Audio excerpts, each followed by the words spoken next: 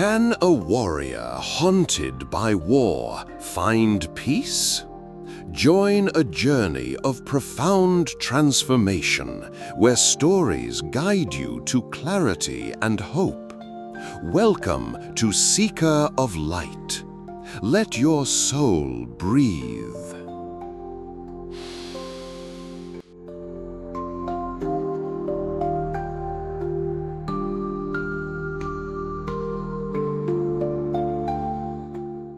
Kael. The name once thundered across battlefields, a synonym for victory, a legend carved in the blood and valor of 1,000 conflicts. He had unbuckled his sword, traded his armor for simple cloth, and sought the quietude promised to those who survived the storm. Yet this new peace was a cruel mirage, shimmering invitingly, but dissolving at his touch.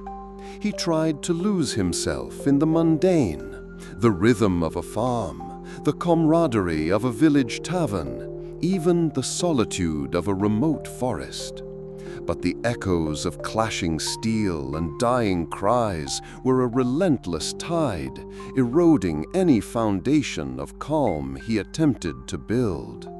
Sleep offered no refuge, only a canvas for nightmares painted with the faces of the fallen, their unseeing eyes accusing him. His famed strength felt like a cruel joke, useless against the invisible enemies besieging his mind. He was a warrior without a war, a hero without a purpose, slowly unraveling in a world that no longer recognized him, or perhaps one he no longer recognized in himself. He was a ghost, haunted by the life he once led and the peace he could not grasp.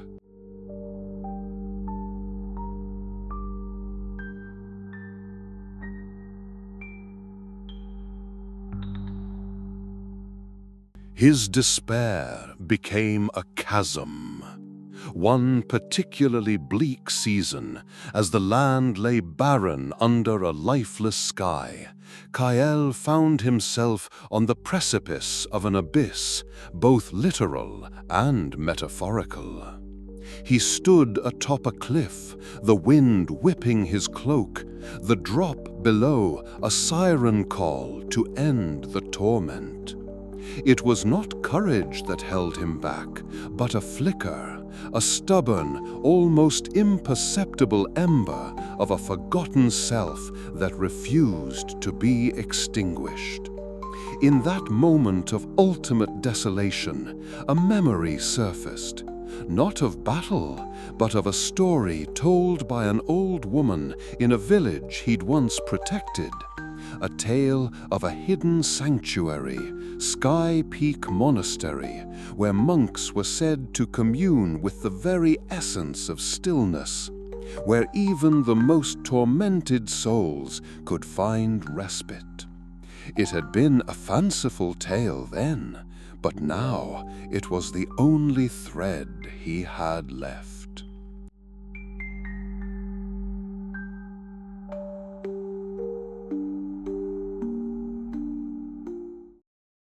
He sought out whispers, rumors, following trails as faint as smoke. An old, half-mad hermit, recognizing the warrior's haunted gaze, finally gave him a crude map drawn on hide, pointing towards the formidable Sky-Peak range. "Some seek glory there," the hermit had croaked, "others forgetting. Few find either. But the mountain, it shows you what you truly carry."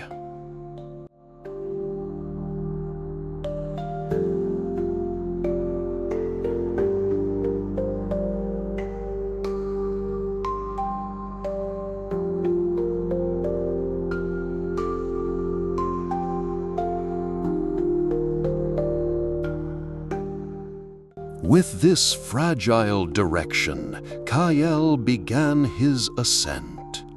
The Sky-Peak Mountains were a brutal, unforgiving realm. Each upward step was a penance, the biting winds tearing at him, the treacherous paths a constant threat. The physical hardship was a perverse comfort, a familiar pain that momentarily silenced the louder cacophony within. But the silence of the peaks also amplified his memories. Faces swam before him in the swirling mists. Accusations echoed in the howl of the wind. Several times he collapsed, ready to surrender to the cold embrace of the snow, the journey seeming as futile as his quest for peace had been. Yet the image of the monastery, a place he'd never seen but felt with an aching certainty, pulled him onward.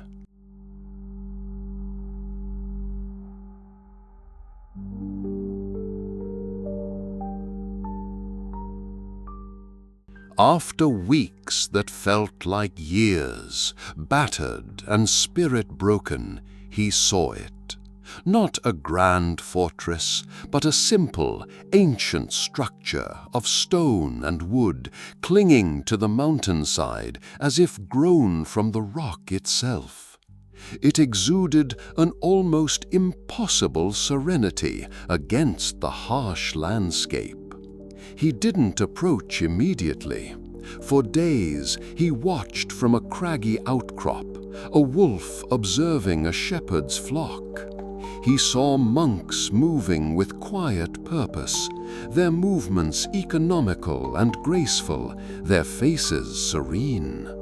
He saw them tending gardens in the thin mountain air, their heads bowed in meditation, their quiet chants carried faintly on the wind. There was a rhythm to their existence, a profound stillness that both beckoned and intimidated him. The warrior in him was skeptical, suspicious of such tranquility. But the broken man within felt an undeniable pull, a desperate yearning for what they seemed to possess. The chasm between their peace and his torment was a stark, painful revelation. Finally, driven by an exhaustion that went deeper than bone and muscle, and a sliver of hope he barely dared acknowledge, he took a step, then another, towards the weathered gates. This was not a march of conquest, but an act of utter surrender.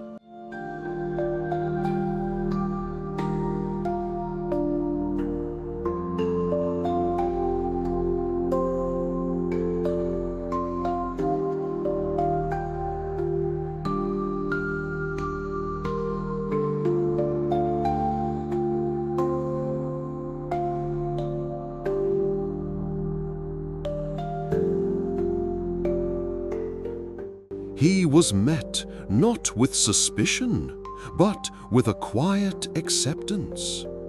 For days, he was simply allowed to be, given food, shelter, and the unspoken permission to exist within the monastery's ancient walls. The silence, once a tormentor, began to slowly transform, softened by the rhythmic chants and the gentle routines of the monks. It was an elder monk with eyes that seemed to hold the wisdom of the mountains themselves, who finally approached him. He didn't ask of Kael's past, his battles, or his fame. He simply looked at Kael, a gaze that was both penetrating and deeply compassionate. "The mountain has brought you," the monk said, his voice as soft as falling snow. "What is it you truly seek on its summit, warrior?"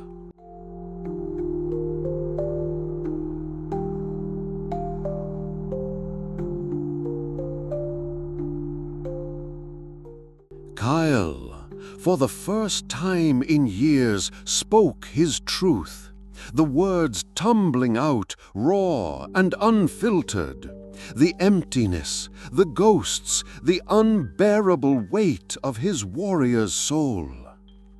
The monk listened, his stillness a vast container for Kael's pain.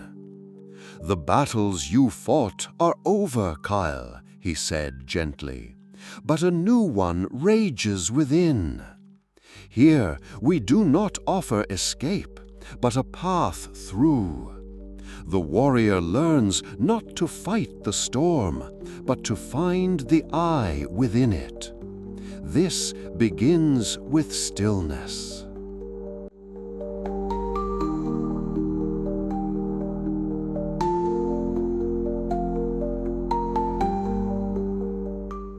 And so, Kael began the practice of meditation, sitting, breathing, watching. The initial attempts were a torment. The silence he had begun to acclimate to now turned inward, amplifying the chaos. His mind, so skilled in strategy and combat, bucked against the discipline of quiet observation. Inner demons, long suppressed, rose with a vengeance.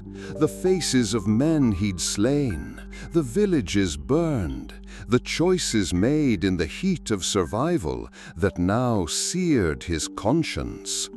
He wrestled with them, his meditation cushion a new battlefield. Frustration was a bitter taste. He wanted to flee, to roar, to strike something. But the monk's words and the unwavering peace of the other monks held him there. "Do not fight the shadows, Kael," the elder advised during one of Kael's despairing confessions. "Acknowledge them. They are part of your landscape. The sky does not fight the clouds, it allows them to pass. Your moment of stillness is not an absence of thought, but a spacious awareness that can hold all thoughts, all feelings, without being consumed. Seize that awareness, even for a breath."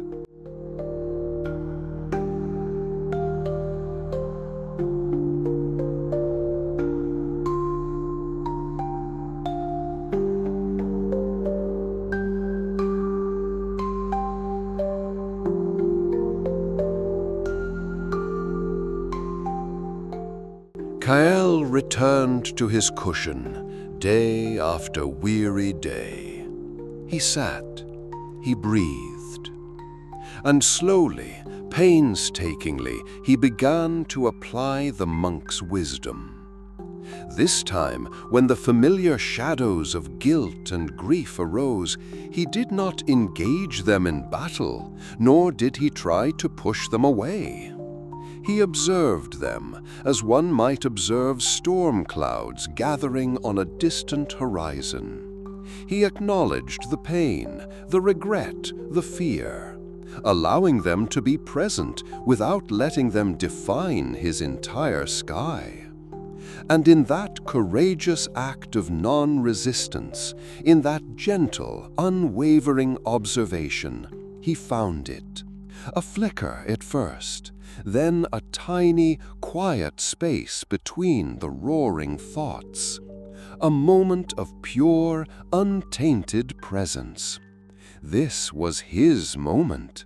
He seized it, not with a warrior's iron grip, but with an open, receptive palm, a heart willing to be vulnerable. The stillness wasn't empty. It was profoundly full, full of an unexpected peace, full of simply being.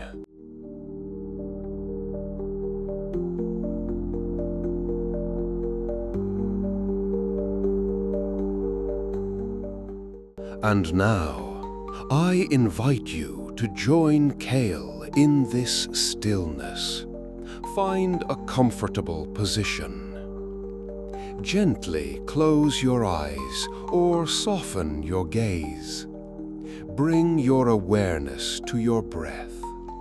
Notice the natural rhythm of your inhalation and exhalation. No need to change anything, simply observe. Feel the air entering your body and leaving your body. With each breath out, imagine you are releasing a little bit of tension, letting go of any struggles you might be holding. If thoughts arise, memories or emotions, acknowledge them gently, like Kael watching the clouds, and then softly guide your attention back to your breath. This breath, this moment, this is your anchor. Feel the stillness growing within you, a quiet space of peace, of acceptance. You are here, you are present, you are whole. Rest in this stillness for a few more moments.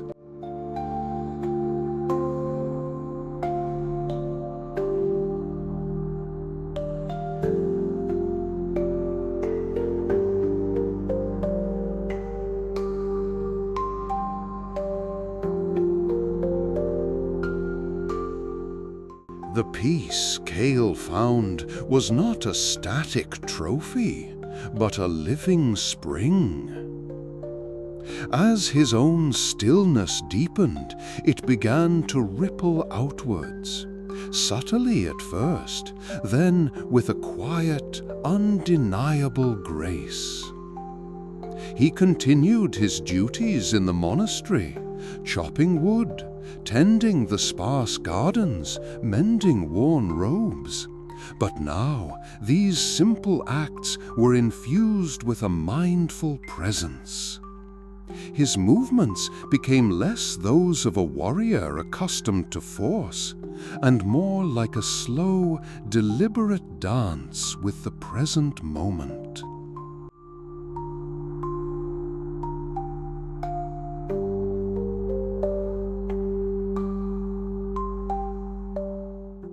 Other monks, especially the younger ones, or those newly arrived and wrestling their own demons, found themselves drawn to his quietude. He offered no grand pronouncements, no elaborate teachings. But when a novice struggled on the meditation cushion, Kael might simply sit nearby, his own steady presence a silent encouragement. Sometimes, tending the herb garden alongside another, he would share a simple observation born from his own journey. The weeds, too, are part of the garden. We acknowledge them, then gently clear the space for what we wish to cultivate. His words were few, but they carried the weight of lived experience.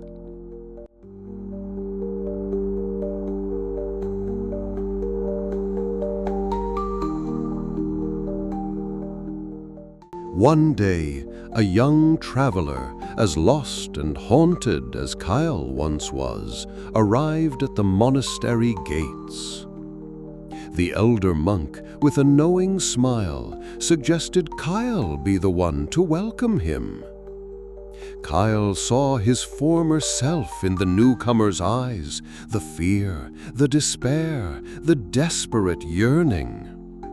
He didn't offer solutions, but simply shared his own story, not as a legend of a great warrior, but as the humble account of a man who had wrestled with darkness and found a sliver of light within the stillness. He taught the young man to sit, to breathe, to observe, just as he had been taught.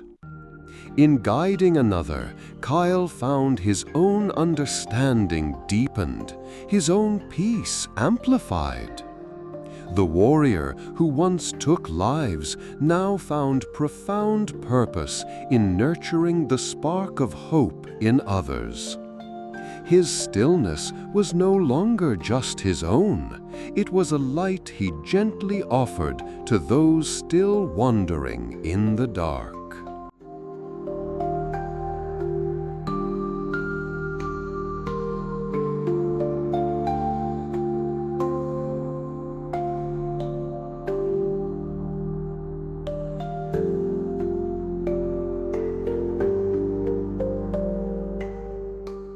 Years flowed by like the mountain stream, each season carving deeper lines of wisdom on Kael's face, but also imbuing his eyes with an ever clearer light.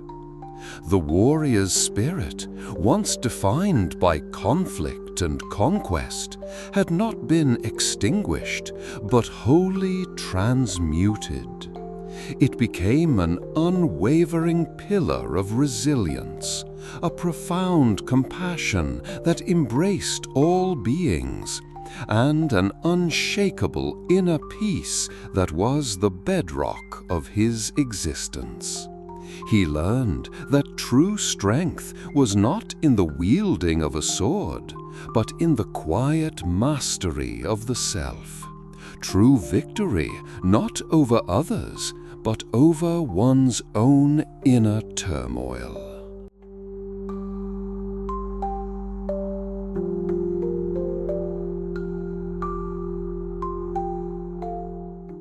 His presence in the monastery became a legend of a different kind, not of battles won, but of a peace so profound it could calm the storms in others. Whether he was silently meditating under the ancient pine, guiding a struggling soul, or simply sweeping the fallen leaves from the temple courtyard, Kael embodied the stillness he had once so desperately sought. The past was no longer a haunting shadow, but an integral path that had led him to this mountain, to this quiet strength, to this extraordinary, simple state of being. He was Kael, the warrior who had laid down his sword to pick up the light, a seeker who had not only found peace for himself, but had become a beacon for others on their own journeys from battle to being.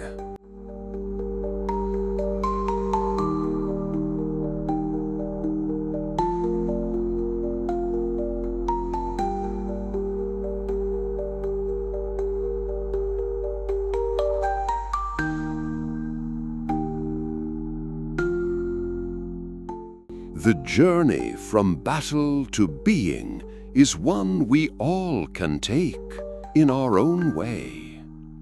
The power to find peace, to heal, and to share that light with others lies within the quiet moments waiting to be embraced. May you find and seize your own moments of stillness, and may that stillness ripple outwards. Thank you for joining us on Seeker of Light. Subscribe for more stories that nurture the soul. Until next time, let your soul breathe.